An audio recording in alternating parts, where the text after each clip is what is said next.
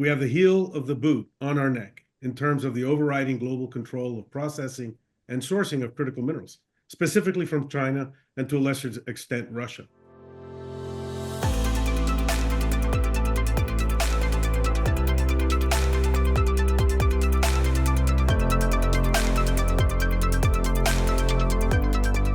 Hello, my name is David Mandy.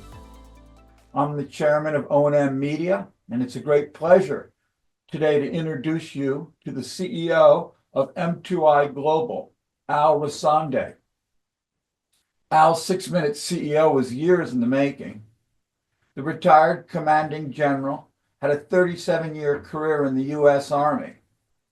Al also comes from a strong business background.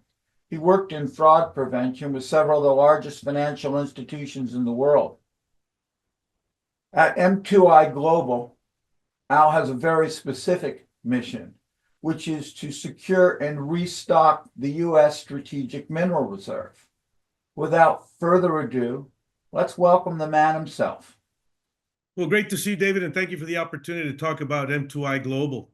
The overriding motivation really to start M2I was really looking at how we obtain our critical minerals and the threat and the existing threat actually to the critical minerals supply chain flow into the United States, basically because the majority of critical minerals are either sourced, processed, or refined by countries that are not necessarily friendly to the United States.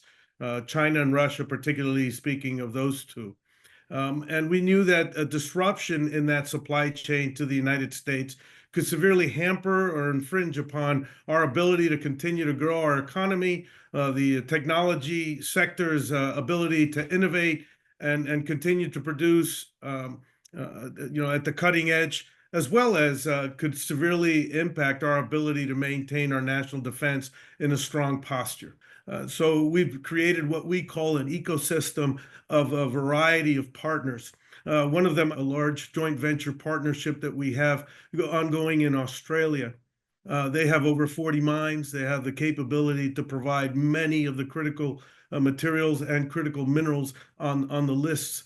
Also, we're looking across the globe to establish those partnerships throughout Latin America, North America, in Mexico, and in Canada to be able to provide those. So we've spent an awful lot of time in being able to nurture and curate those partnerships that provide those key capabilities. We realize that we not only can look to new or virgin minerals coming out of the ground, but we also have to make sure that we are taking care of the current minerals that are already in use in materials that are reaching their end of life. And so recycling becomes a very key component of being able to meet the critical minerals and materials need in the future. And so at the end of the day, we are starting several recycling efforts that will help us move in that direction. One of those is the acquisition of small family-owned scrapyards that we see throughout the United States that are reaching pretty much the end of their life cycle in terms of not having sufficient succession planning in place to be able to keep them up and running, even though they're a current business that has current revenue, that have current revenues, and have a solid business moving forward. And so we've realized that there's an opportunity there that we're going to begin to capitalize on with the acquisition of our first family-owned scrapyard in the state of Nevada. In terms of recycling, we also have another joint venture technology company that co-developed a technology for lead-acid battery recycling. And even though we're moving in terms of energy usage and storage to other types of batteries, lead-acid batteries will remain with us for quite some time. I don't think we'll see the lack of use or the termination of use of lead-acid batteries in our lifetime or that of our children.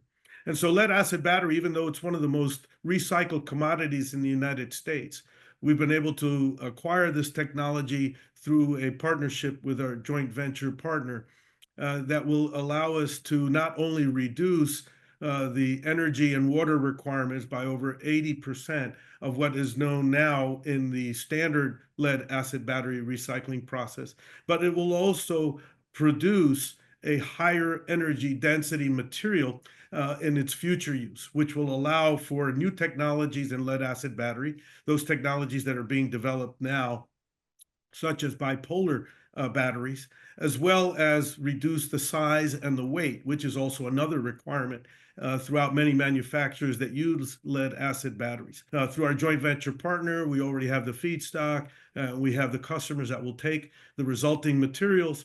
And so we're very excited to get that up and running in 2025. But if you bring all of these things to bear, all of the initiatives that I've talked to you about, I don't believe that there is a single organization that is putting the strategic mineral reserve that we're trying to develop as the center pillar of the core of what we're trying to develop. And as we wrap around that core, that pillar, the joint venture partnerships that we have, the expertise that they bring to the table, the ability to reach out to legislative leaders and to be able to bring those key elements together. I believe that we're kind of that single entity right now that is really looking across the panorama of all of the things that we need to be able to build together to build the strategic mineral reserve. I think that that's a unique capability that we bring to the table.